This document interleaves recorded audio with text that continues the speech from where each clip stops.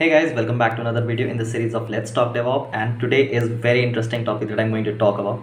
So a few days back I was reached out by one of the community known as Cloud and Loud, and they had given me opportunity to speak on one topic related to DevOps or cloud. So I chose very interesting topic, the burning question of these days, that how do we start our career in DevOps. So I made a video on this topic and have divided my video into phases. In phase 1 I'm going to talk about something that what you need to study. In phase 2 I have talked about something that what you need to study, and similarly in the phase 3. So if you have done everything that I'm talking about in phase 1, phase 2 and phase 3, you will be a DevOps engineer in no time. So the video is gonna follow after, just when I'll stop talking the video is gonna follow, and then you will be able to learn that. So guys, let's get started.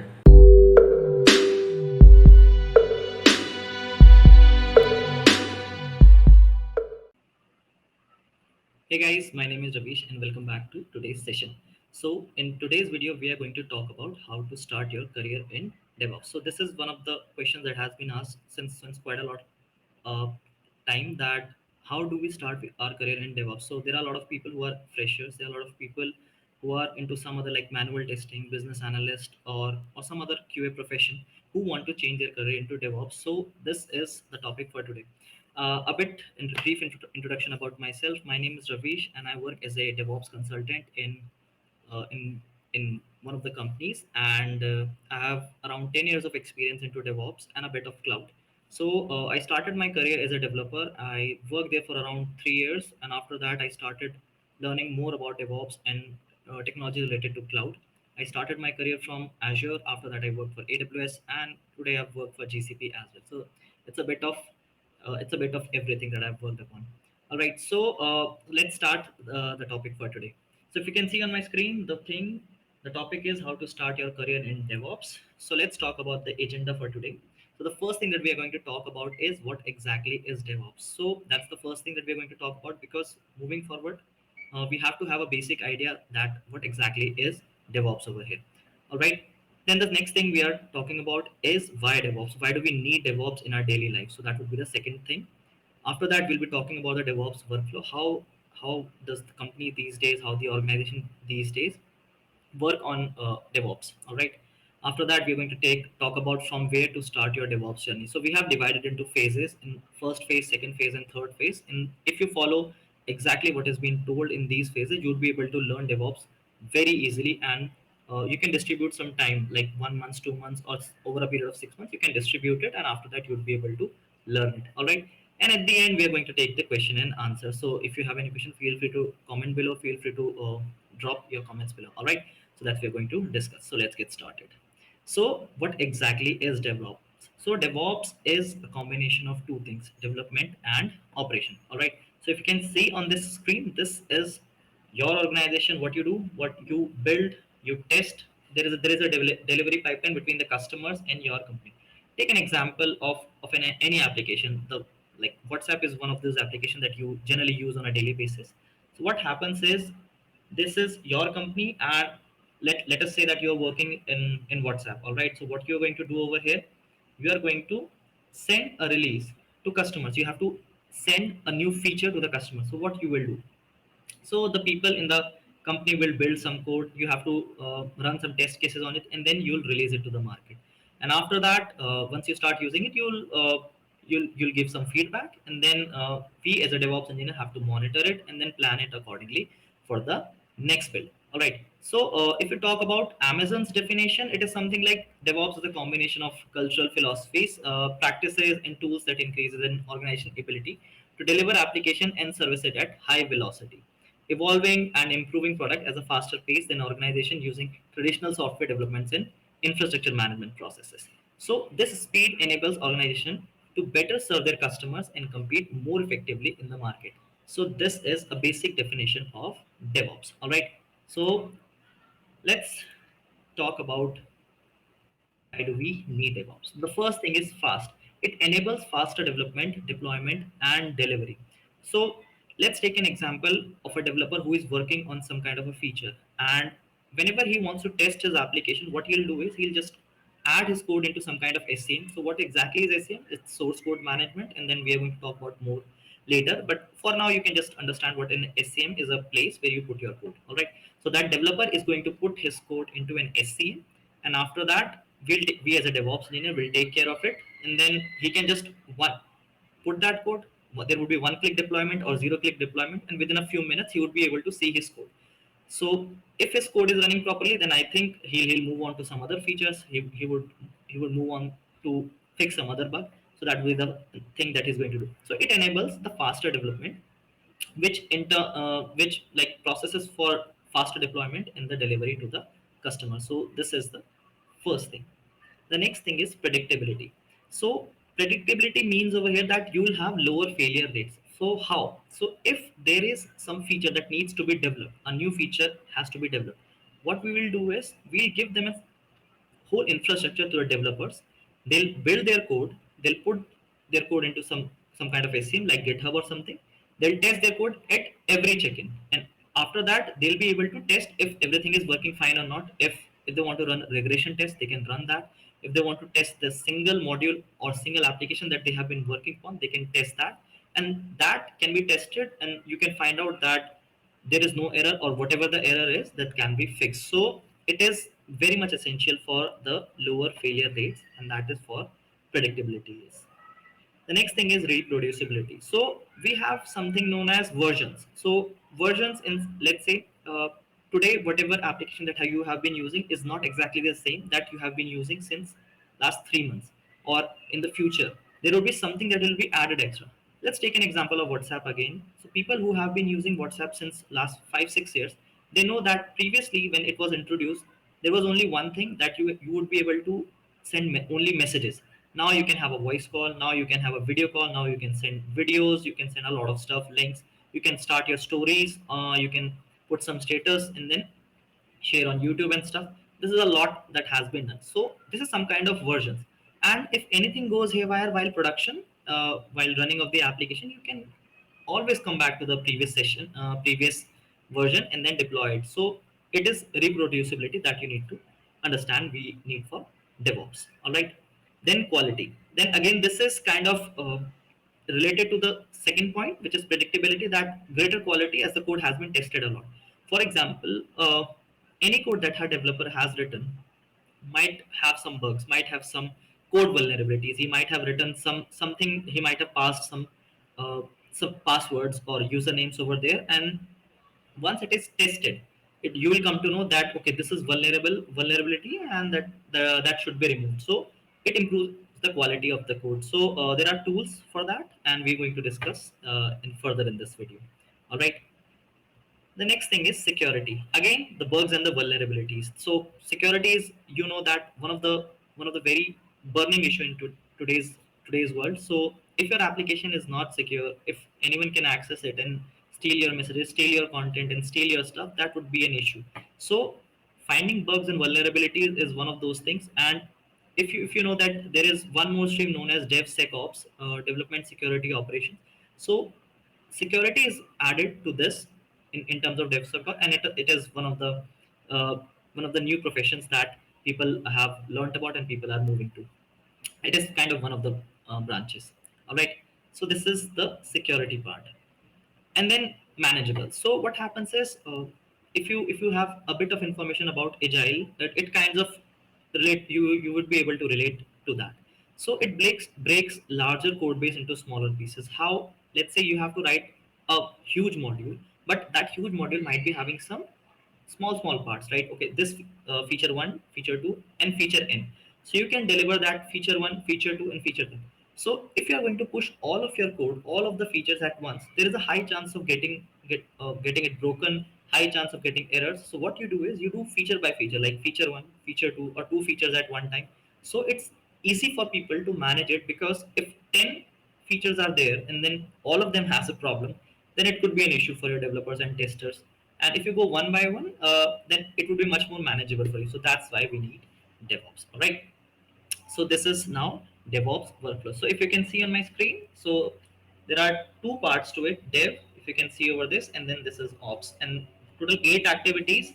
And this does not resort to only these activities. Teams, depending organization, depending on their requirement, depending on their ask and change it. All right, so do not get confused if you see something extra or something not over here.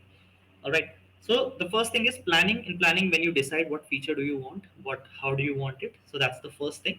And then you have to write the code. In that code you'll write the code. So if how plan and code are related, in plan, whenever there is a feature proposed or if there is a new project, you have to decide what language you are using. You'll be writing your code in Java, C sharp, .NET, Python, or any sort of language. You're going to plan it in the first stage. After that you just start coding. All right, and then once the code is done, for example, let's say very basic thing, your code is in Java, and then you have to build that code. So for building, what you will do, you build a file out of it, an artifact out of it. So that artifact would be what? A jar file, a war file, or an air file. So that jar file would be Java archive file. A war file if it's a web application. A air file if it's an enterprise application. Air is enterprise archive. So these are the things. So you will use build tools for that. What are the build tools? We're going to talk about in the future in this video. And then test, you will test. So let's say it's a web-based application. You're going to run a Selenium test on it. There are multiple tests available. There are JUnit tests, and there are NUnit, XUnit, and Karma test. There are a lot of other tests. So you're going to put that. After that, what you will do, this is the dev part that is completed. After that, what you will do, you will release the product. And then once you release the product, there are environments. So first environment is the dev environment, then staging environment, then pre-prod, then production environment, UAT environment. And again, I'm going to say that I'm going to just reiterate the same point, that these things are not exactly the same in every organization. Every organization has a bit of their DevOps definition, their DevOps practices and stuff. The main idea is the same, but their applications, the way of their application could be different. So it's not a hard and fast rule that you're going to find all of these in one company. All right, and then you deploy the code to the higher environments or lower environments. Now, when I talk about higher environments and lower environment, higher environments means that something that is exposed to the client, to the user, the people. So that's a higher environment or production environment. And then lower environments, your dev, QA environment, a bit of staging environment as well. All right, and then you operate on that, and then you monitor it. How you monitor it, we're going to talk about that as well. So this is a very basic workflow of a DevOps engineer, DevOps.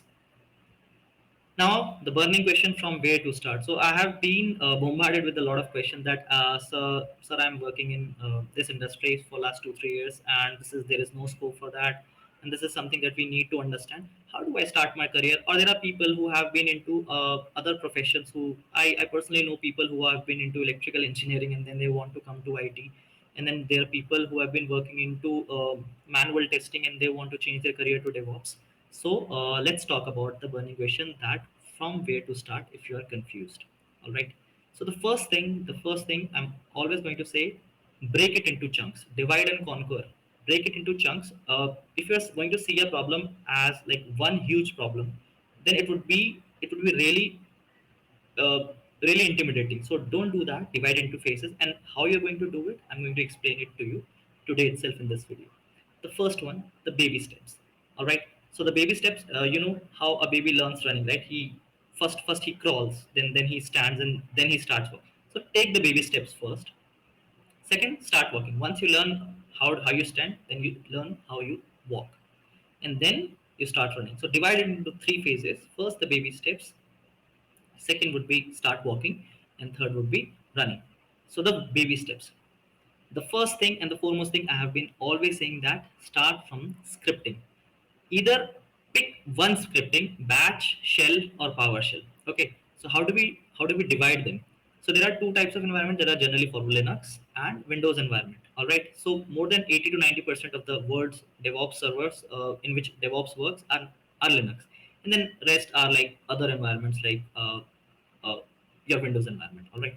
So if you want to work on Windows for the scripting, a lot of people use PowerShell. All right, and a few people use Batch as well, but Batch is kind of old, so it is not much used in these days. PowerShell is like kind of used. All right, and then when you want to work in the shell Linux environment, then you have to use shell scripting or Bash scripting, BASH, that you have to use.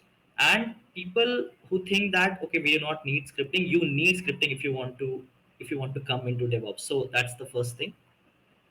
The next thing is a programming language, and Python is one of those programming language which is very easy to pick. it's totally dependent upon you which programming language you want to pick. You want to pick Java, you want to pick some other language, which is fine, but easy to pick is Python language. In my YouTube channel there is a course for that. There is a course for bash scripting and Python scripting as well. You can check out my videos. I'll explain in the last slide. All right. So people, there is one more thing. People who want to switch their careers into from dev, even from dev to DevOps, from business analyst to DevOps, from performance engineer or QA to DevOps, think that okay, I don't have to do coding, so let's go into DevOps. No, that's a myth. Please do not do that, and please do not think about that. If you are moving into DevOps, you don't have to write code. So Python is easy to pick, but you have to write code, and please be aware about it. All right.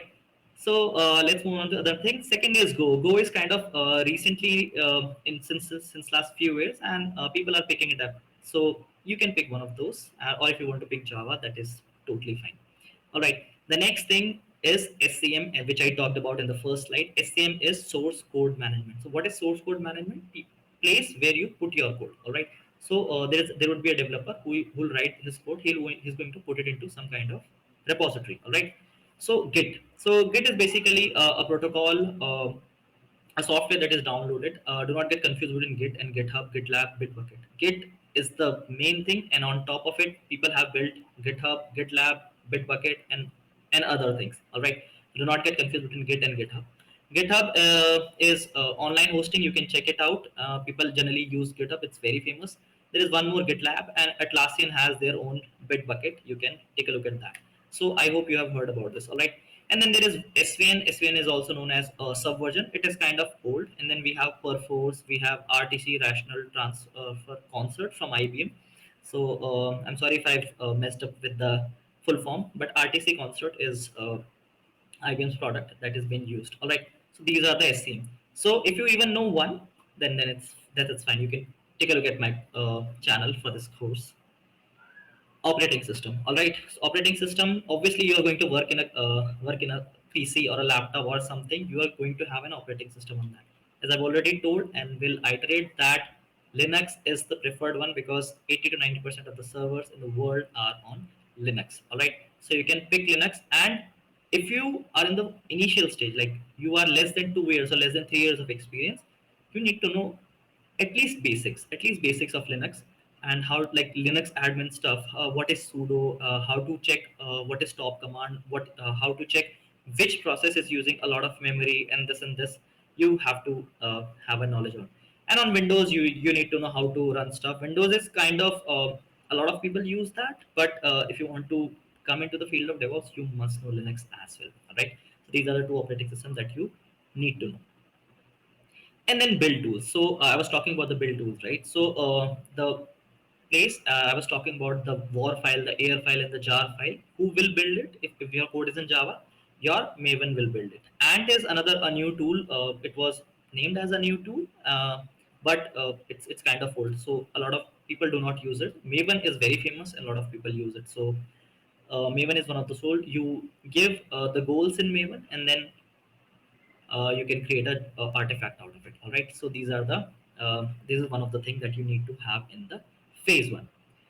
And then artifact management. So now the thing is, if you are going to produce an artifact, if you are going to produce a jar file, a war file, or an air file, where are you going to put it? You're not going to just pick it up and put it in some kind of server or some kind of place, from physical place from where people will come and take it. No, that's a bad idea.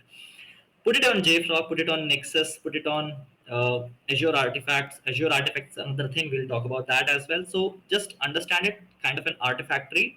JFrog is an artifactory where you can connect and you can put your artifact, and you will give the access to all other people, and then those people will download it from their JFrog. JFrog and Nexus kind of work on the same principle that you are going to follow. All right, so this is artifact management or artifactory that you're going to use. And then CI/CD tools. So CI/CD, once you have done all these things, you start picking CI/CD tools. Now in CI/CD tools, the most famous is Jenkins. So most automation is used through Jenkins. And then we have TeamCity, again the same principle, but a different product. And then for deployment, we have Octopus Deploy. It takes your artifacts, keeps the artifact, and deploy them to the servers. It's very good software. I've personally worked on it. And then we have Circle CI and GitLab, I think also have their CI/CD. All right. So if you are looking for Jenkins course, it is also available on my channel. You can take a look. All right. So these are the first these are the steps that you need to follow in the phase one. So if you can just take a pause over here, you can just write down, or you can just take a screenshot over here and then save them. I would like to tell that if you have a pen and paper, then you can write it down, because it's one of the most important things that you need to learn if you want to start your career in DevOps. All right. So if these things are clear, let's move to the second phase. Okay. So in the second phase, I've already told that you have to start working. Let's talk about network and security. So network and security means you need to know what is HTTPS, HTTP, Hypertext Transfer Protocol, FTP, File Transfer Protocol, SSL, Secret Socket Layer, and then TLS, the DNS, and OSI model. So if you come from an engineering background, if you have you must have heard about this OSI model. You must have heard about the layers, the presentation layer, the network layer, there are 7 layers. All right. So you have to study all of them. How do they work? So it is not expected if you are less than 2 to 3 years of experience, but if you go to mid senior position, people accept you to understand the networking security, because these are the things that has been asked. I have personally got the question, and if I take interviews, I also ask the same. All right. And then I was talking about the vulnerabilities and bug when I was talking, right? So this is SonarQube and Checkmarx. So SonarQube and Checkmarx are used for your static analysis and static analysis code test, system testing. So in that code, whatever there are vulnerabilities, there could be code smells, there could be technical debt, there could be a lot of stuff that has been piling up and you don't know about it. So these are the two software that you are going to use for the code security, the vulnerabilities. All right. So SonarQube, the developer version is free of cost, and even if you are a student or a fresher who don't want to spend money, you can download SonarQube and go through the videos how to use SonarQube. All right. So and Checkmarx is paid. So if you're looking for starters, you can go with SonarQube. There is something known as White Source as well. I'm not sure whether it's free or not. So you can take a look at that as well. All right. Next, the servers. Now, servers we have divided into two parts. One is the web server. So, if you are working on a Windows environment, then you need to know IIS. So, I think its full form is information server, something related to that. You can take a look. I do not remember it right now. And then there is one Apache server, and then there is one Apache Tomcat. Do not get confused between Apache server and Apache Tomcat. Both of them are managed by Apache Foundation, but they are two different things. All right. And then you have Nginx for load balancing and stuff. How does it work? You can take a look at my videos. How does Nginx work? And then these are the things in the web servers that you need to know about, because you will be working on an application, right? So the developer will pick the code. Sorry, developer will write the code, put it into some kind of SCM, and then you will pick that code. After that, you have to deploy it over somewhere, right? And if it's a web-based application, you need a web server for that. So that's why you need to know what exactly is happening. And if there is a lot of traffic that is happening on them, then you need to know how to load balance it. So you can study about Nginx as well. All right. After that, we talk about databases. Now, every application that you have been using is talking to a database. All right. So there are two types of database: NoSQL like MongoDB, and the other database is MySQL and MS SQL. All right. So these are the database that you need to know. If you do not need to know like 100% of it as a DB admin, because you guys are not DB admin, but you need to have an information how to run queries, how to create tables, how to run DDL command, DML command, and these commands. You have to have an idea of that, because if tomorrow you are going to run some script and you're going to check that code, you need to know these basics commands. All right. So have a bit of idea on and how does NoSQL and the other type of database works. So you have to work on that. All right. Now, one of the most important thing is infrastructure as a code. Now, what happens is a lot of people, what they do is they run their code. When they want to create an infrastructure, what they do is they go inside some kind. Take an example of Azure. So in Azure, they'll go inside, they'll click, and then they'll create an infrastructure out of it. But I don't want to spend my time like that, because manual effort is kind of time consuming, and I do not have that much time for that. So what I'll do is I'll learn something that will create my infrastructure. just by running it. So what do we have for that? We have AWS CloudFormation and Terraform. AWS CloudFormation is already, the name suggests, AWS Amazon Web Services. They provide their own native code. It's in YAML. You can write it in YAML, and you just have to write that code and then run it. You will create a stack and then run that code, and your infrastructure would be created. Now, if you'll go manually create it, it will take like 10-20 minutes, and then if you do it from there, then it will create in 5 minutes. So you will make faster. The work of a DevOps is to make things, automate things, and consume less time. So this is CloudFormation.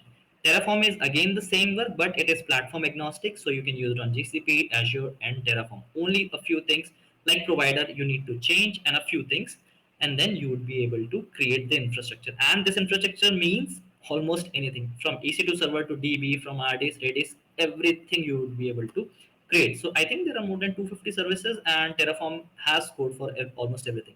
If you want to study more about Terraform, you can go to the official website. From there, you will be able to see more of it. All right. So this is for Terraform. And then Azure has ARM, Azure Resource Manager, and recently they have worked on Bicep. So these three things are for separately. CloudFormation is for AWS, Terraform is for anything platform agnostic, and ARM is for mostly is for Azure. All right. So these are the things. Now for the monitoring part, monitoring I was talking about, right? How do you monitor? How is your application behaving? So you can learn about Grafana, you can learn about Prometheus, New Relic, and Check MK. So these things will tell you how is your monitor is performing. How your server is performing, how your DB is performing. You can have the logs. So Grafana and Prometheus can work together as well. You can create a time series database in Prometheus, and then from there all the logs will be read. You have to run. It has its I think PromQL, its own query language. From there you can just get the data and study more about the data. Okay, what is happening, and it will have type, what type of service it is running, what type of resource it is running. So it is one of the mainly used these days. And then you can direct these logs to Grafana. Grafana can read these logs.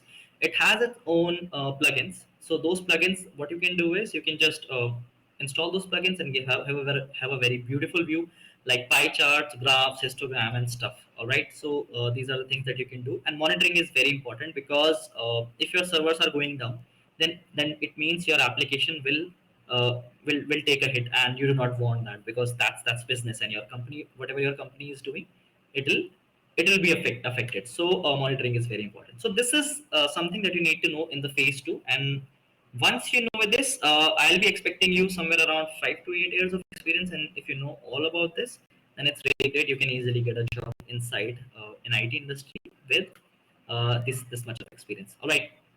Now let's talk about the last part, which is let's run. So for senior people, even who are 7 years, 8 years of experience, and so on, they talk about these stuff. First is containerization. So in containerization, Docker is one of the very famous. There is one more, others as well, EXT and stuff, and etc. A lot of things are there, but containerization is mostly famous these days is because of Docker. So Docker is one of those technologies that you need to know. Docker is one of the revolutionary technology that has removed the virtual VMs. You need to know what exactly the problem that Docker was trying to resolve and has resolved. It has saved a lot of praise. How it works on the hardware, what kernel does it work on, how it works on Linux, how it works on Windows environment, what is port mapping, what is volume mapping, and there's a lot of stuff that you can talk about in Docker. It's one of the very famous technology. So this is one thing that you need to talk about, need to learn about in the third phase. The next thing is container orchestration. And Kubernetes and Docker Swarm are very famous. Kubernetes is very famous these days, and almost if you go for any interview for a senior position or a mid senior position, they might ask you questions on Kubernetes. I am thinking and I'm predicting it that there would be a time when if you do not know Kubernetes for a senior position, they might not even entertain your resume, or they might not even take your interview. So this is one of the things that you need to learn about Kubernetes, how to what exactly is pod, how it is working, what is the architecture, and this and this stuff. Docker Swarm resolves the same problem, but it's not that famous as Kubernetes, and it's kind of a bit difficult.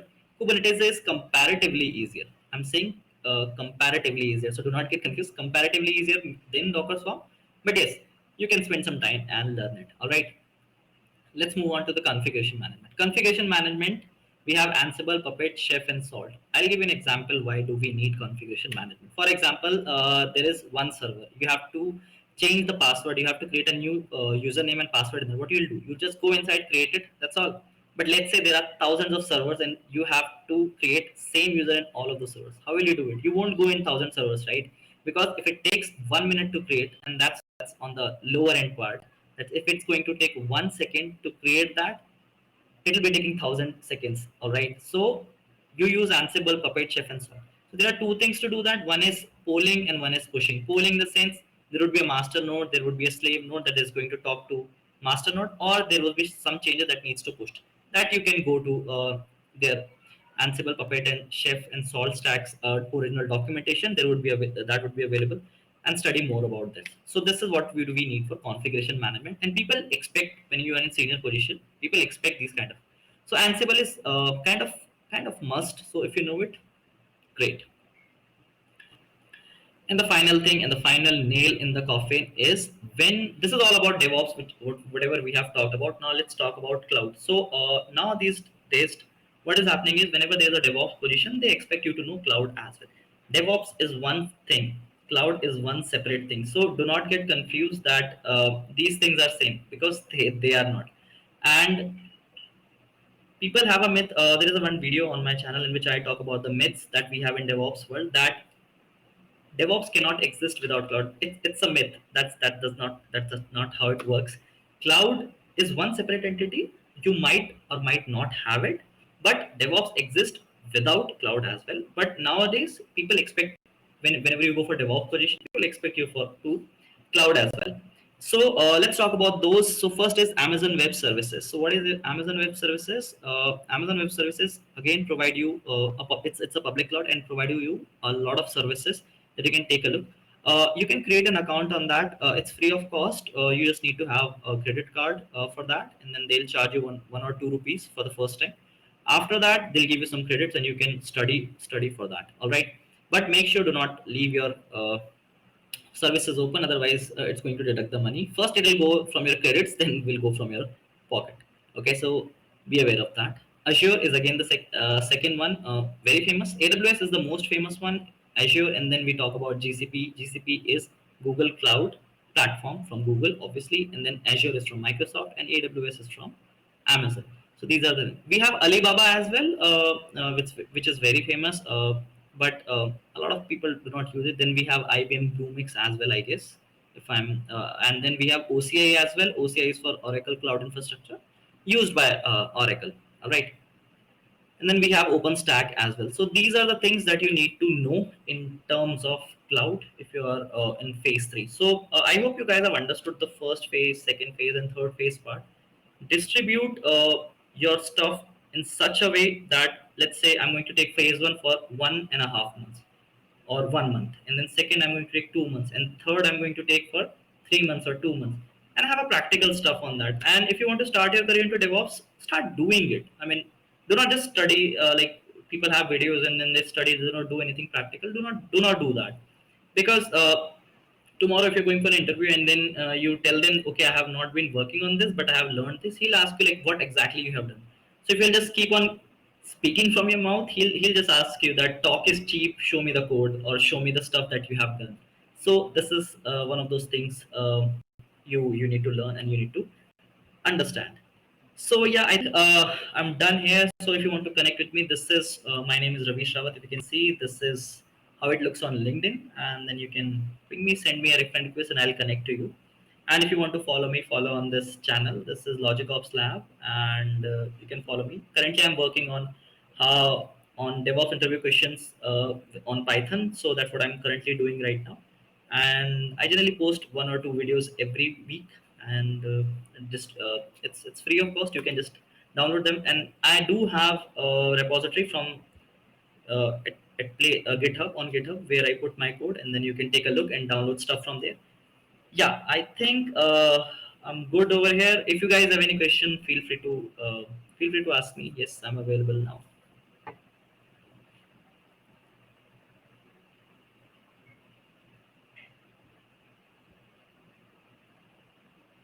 Okay, so the first question that has appeared on my screen: how to get DevOps job without experience?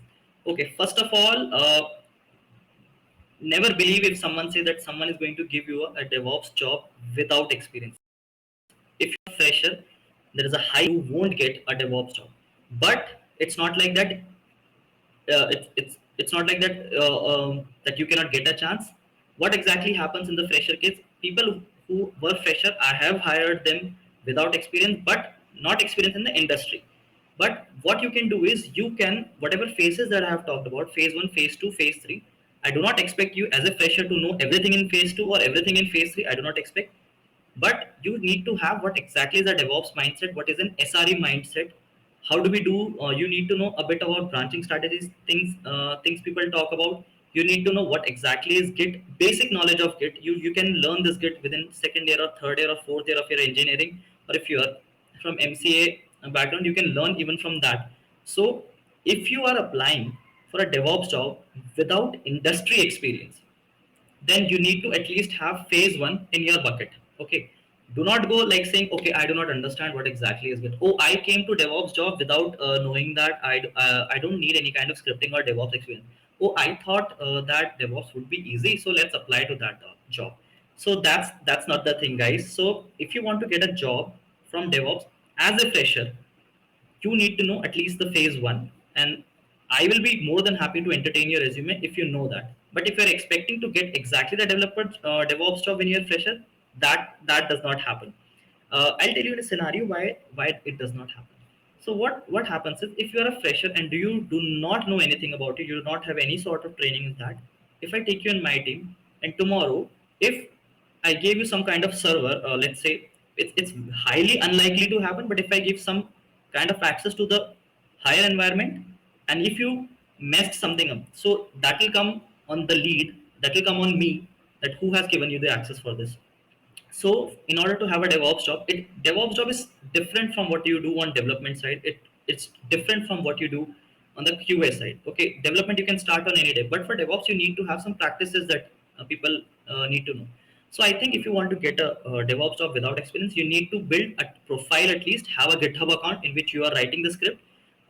You need to know about TeamCity, you need to know about Jenkins, you need to know about Git and how the workflow. Create a project, put it on GitHub, and at the time of interview, show it, flex it, that okay, this is the project that I have done, this is the project that I have done, this is the artifact that I have created, this is the artifact.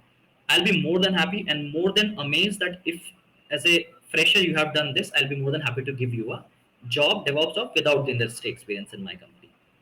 So any other questions?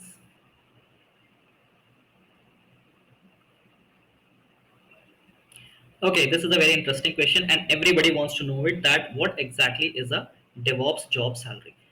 And right now in 2022, the market is very hot for DevOps. Okay, so I have personally known people. So let us divide it into subsections. Okay, so 1 to 3 years, 3 to 6 years, and then 6 year to 8 years, and after that 10 years. All right. So in 1 to 3 years, if you go for a service-based company, all right, you already know that what is service-based company and what is product-based company. You already know an idea. If a mass recruiter hires you, I think they will give you some 3.1, 3.2, 3.75 lakhs. Okay. And then they train you like companies who train you on stuff, and then they give 3 lakhs or so. Let's not talk about that. All right. If you're going in a startup or something as a fresher, learning these tools, and then within 6 months to 1 year, you started learning almost everything, you can get up to 4 to 6 lakhs very easily within 1 or 2 years of experience. All right. Then you move from 3 to 6 years of experience. I've hired people in other companies. I've taken interviews in other company who has got up to 15 lakhs at the experience of less than 6 years. 15 lakhs at the experience of 6 years. So this is what I have had.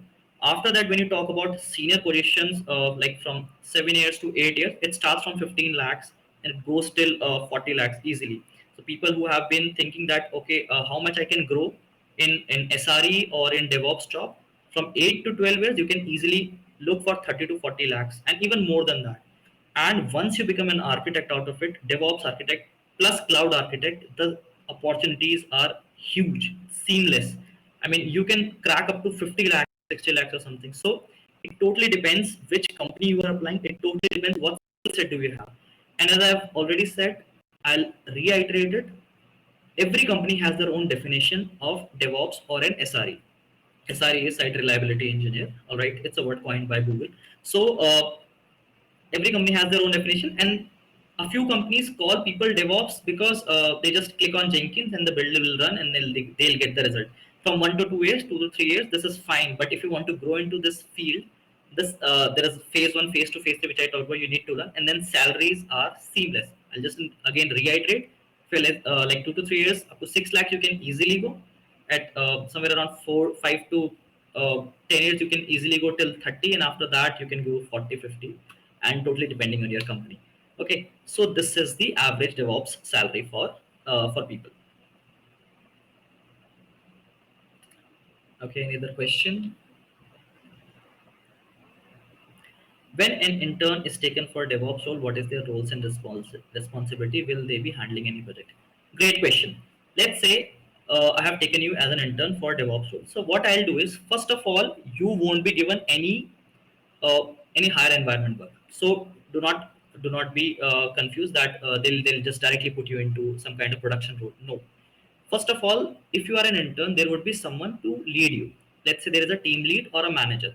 What he will do is you just have to shadow him. Okay. So if the manager is there, he will tell you, okay, these are the tools and technology that we use.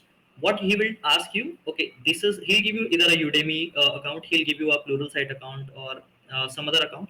He'll ask you to first study about these tools. So let's say if you are a fresher and do not know much about it, I'll just give you these tools and technologies, and I'll ask you, like, within 1 or 2 or 3 weeks, please study all of them and be ready. And after 2 or 3 weeks, once you have done with it, I'll explain you the whole project. There will be project KT. In that KT, I'll ask you, okay, this is your roles and responsibilities. So if you are intern and you want to have a roles and responsibility, so the first thing would be monitoring in terms of, okay, this is the Slack channel. Slack is again something through which we talk inside a company. It's something like Skype, something like Teams, something like Google Chat and Google Hangouts, something like that. Okay, and they'll ask you to monitor stuff first understand how the system works, and then they'll give you access for their GitHub code. In GitHub code, what they'll do is they'll show you, okay, this is the code, and just try to understand, because there would be already existing pipelines, and they'll ask you, okay, this is the pipeline, this is the first step, what is happening, checking out of code. Second step, what is happening, building of code. Third, what is happening, testing of code. After that, deployment. After that, release. So he'll ask you to understand stuff, and once you are there over for 6 months to 1 year, they'll ask you to, the manager or the team lead will ask you to shadow you. So for example, if I am the team lead and you are a DevOps intern under me, what I'll do is I'll do the deployment and I'll ask you to follow me. Follow in the sense, you just have to wait and watch what is happening. I'll just do tick tick tick, and this is what is happening, this is what is happening. And either I'll record a session, or either I'll ask you to have a pen and paper, and then after that you just have to write what exactly I did. 2 to 3 times I'll do. In the fourth time, I'll ask you to do it and I will follow. So I will shadow you. So you will start doing, and then at every step you can confirm, okay, Ravish, this is what I'm doing. Is it correct? I'll say yes. You go forward. And 2, 3 times after explaining you, I think from fifth or sixth time, you would be able to do the deployment. And this comes over like 1 year, 2 years, something. So as a DevOps intern, these would be your DevOps roles and responsibility. One more thing, you need to know how we have our branching strategies, how we use dev branch, how we use master branch, release branch, how many branches do we have, how we do feature branch, how we do back merge. One very good question people get asked in an interview, that what is the branching strategies in terms of when your code goes for a toss means failure in the production environment. How will you do it? Will you cut a branch from dev? Will you cut a branch from production? So these are the roles and responsibilities that an intern needs to know. So do not worry about it. As an intern, you learn a lot, and after 1 or 2 years, you have given production-based responsibilities.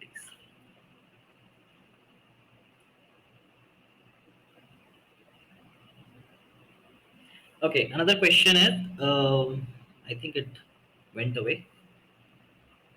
Should one complete learning all tools at once and then start giving interviews? What do you suggest? Okay, good question. As I said, that if you have already divided your work into your learning into phases, phase one, phase two, phase three. So there is something known as connecting the dots. Okay. Now, how do you connect the dots in DevOps? First, learn a scripting language. Just do scripting work. Do not learn anything anything because you will won't be able to connect the dots. Learn scripting, finish it in 1 week, or if it's easier, then you can. If depend totally depends on how much hours you are putting, how much grind you have in yours, how much hustle you can do. So give it 3 4 days. After that, learn another scripting language. After that, learn another programming language, and then learn build tool. After that, need to learn Jenkins. Once you learn Jenkins, you would be able to create a project, and all of these things, all of these dots, this build was a dot, your scripting was a dot, your Python programming was a dot, this was dot. So you will connect all the dots, and then you will understand the process of continuous integration and continuous delivery. So if you're someone who is just starting, do one thing at a time. Even when I was a fresher, when fresher in terms of DevOps, not exactly in terms of fresher in the industry, I thought that okay, I can learn stuff into that. And a lot of people, what they do is they create some kind of timetables in which they okay, 15 days I have, and then what I'll do is I'll do this in 15 days, I'll do this in 5 days, 5 days, and I'll be a DevOps engineer. No, that does not happen. So this is what you need to learn, and I think within a period of 2 months, for an entry level, or 1 or 2 years, you would be able to start giving interviews. Now before giving interviews, there is one very famous saying that victory loves preparation. So if you want to be victorious, if you want to be victorious in an interview, start looking for videos in which DevOps interview questions are there. Start looking for just Google it out questions, and then try to do a mock interview. Mock interview in the sense, someone from the some of your senior can ask you interview. You can stand in front of mirror and then start talking. Okay, what is Git? Okay, how does Git work? What is Git merge? What is the difference between Git merge and Git fetch? How will my branching strategy will work? If there is a failure, how will it work? So take a period of around 1 or 2 months in which prepare at least phase one, and then start giving interviews.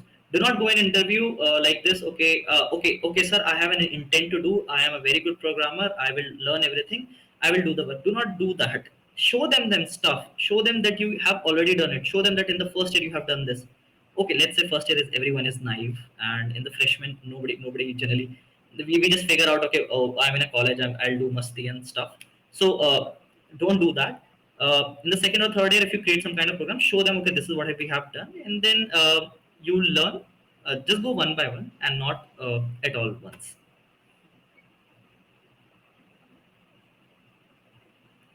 Okay, any other question? What do you tell women getting into a DevOps job after a career break? Okay, great question. So if you're talking about women, especially, for example, what happens is career break. Sometimes that happens when women get married. They get some kind of maternity leave, and after that they take care of the child, and after that there is some 1 or 2 or 3 years of gap inside that. Again, the same process. If you want to go inside DevOps, create the phases and divide the time period. Okay, you have to have a goal. Do not dream about it, just have to have a goal that within a period of 5 months, within a period of 6 months, depending on your for example, like if you have to take care of a child as well, and when the child is young, you have to take a lot of care of the child, sorry. And then what happens is there is a lot of distraction that happens. So design a period. For example, if you're married and then you have a kid, give it to someone else. For example, you can give it to your husband, you can give it to the in-laws and stuff. They can take care of that for around 1 or 2 hours, and then in those 1 or 2 hours, just study. Do not have any sort of distraction.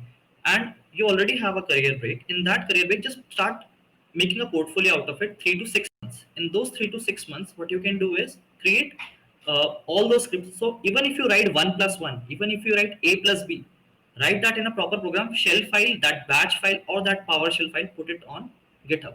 Create a repository, put your code over there, because at the time of interview, you can say, okay, this is the career break that I have to, but in the last 1 year is too much. I'm saying within 6 months you can get it.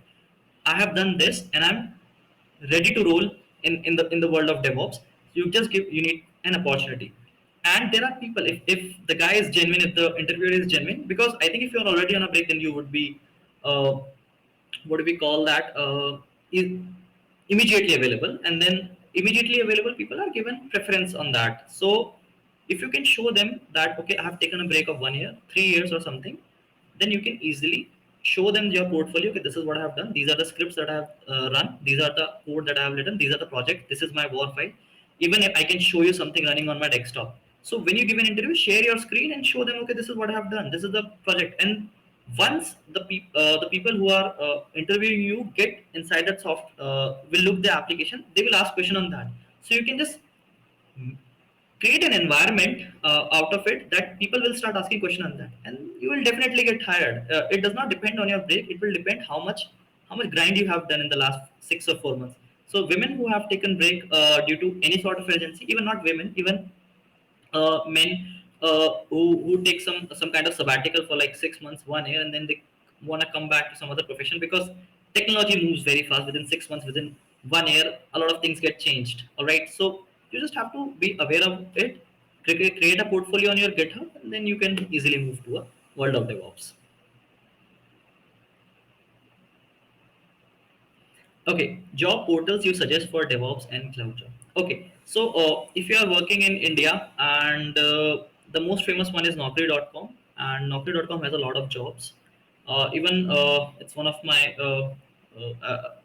portals that not my portals, one of the portals that I have applied to, and the other one is LinkedIn. LinkedIn is kind of my favorite. Why? Because the JD is almost clearly written, and a lot of things are like whenever you want to apply this, just take your resume from there and put it on website. You don't have to do tuck tuck tuck tuck and fill everything.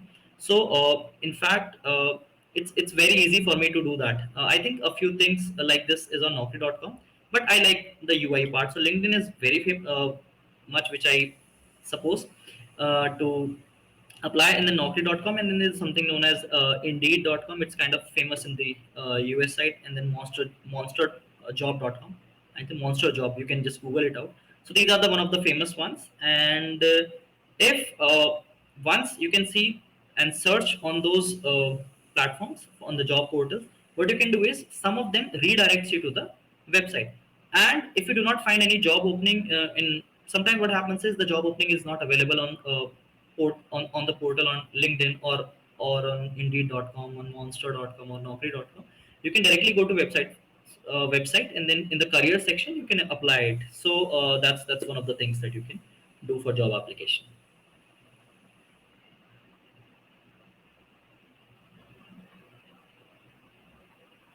Okay, what do you have to finally for all the DevOps aspirants? Okay, so at the end, I would like to say that keep on hustling, keep on learning the new tools. Do not limit yourself to one technology. And I've seen a lot of people who study Jenkins and worked on Jenkins, and then they say, okay, I won't work on TeamCity. As an individual, I have worked on TeamCity, I've worked on Jenkins, I've worked on Azure DevOps, the whole life cycle. I've worked on AWS DevOps, I've worked on Octopus Deploy, and a lot of other things.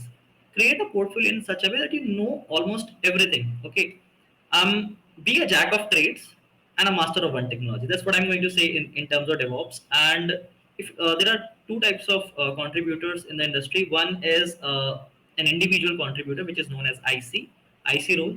In that, you need to know almost everything, and then you in the other role you contribute for something for one technology. Okay, so I would like to say that in the phase one, you at least as a DevOps in the phase one, you at least need to know almost everything.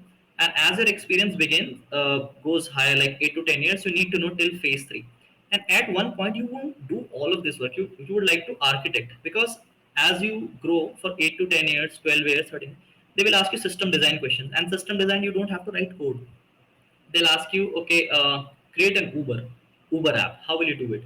So you have to do create. Okay, this is the first thing that I'm going to do. I'm going to create an user data. I'll take user data, and then I'll take a database, and then for the load balancer, I'll take this. I'll take information from the driver. I'll take information from this and that. That's you're going to take. So my last advice would be just keep learning, keep hustling, and do not limit to one technology, because every company has its own definition of DevOps. People who might be working on Jenkins might have to work on TeamCity or Octopus Deploy or something, or Azure DevOps or AWS DevOps. You have to have a DevOps mindset, and you just have to have an SRE or DevOps mindset. How things work, just your basics should be clear, because a lot of A lot of this happen this in an interview. You might not be knowing the technology, but then you can answer in such a way, okay, I have worked on something like this, so in your scenario it would be something like this. And sometimes that arrow hits the bullseye. So that's you need to know. So that would be my final advice to you guys.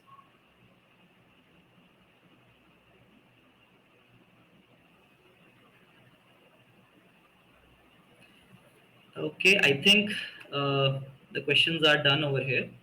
So thanks, guys. If you have any questions, feel free to drop your comments in the comment section, and I'll try to address that. Do follow me. Do check my account, Logic Ops Lab. I make videos related to DevOps and cloud. I have a 2 year roadmap, and then in that I'll be posting more videos, almost 2 to 3 videos every week. And so yeah. So thanks, guys, and I'll see you in some other video on talking on some other technology next time.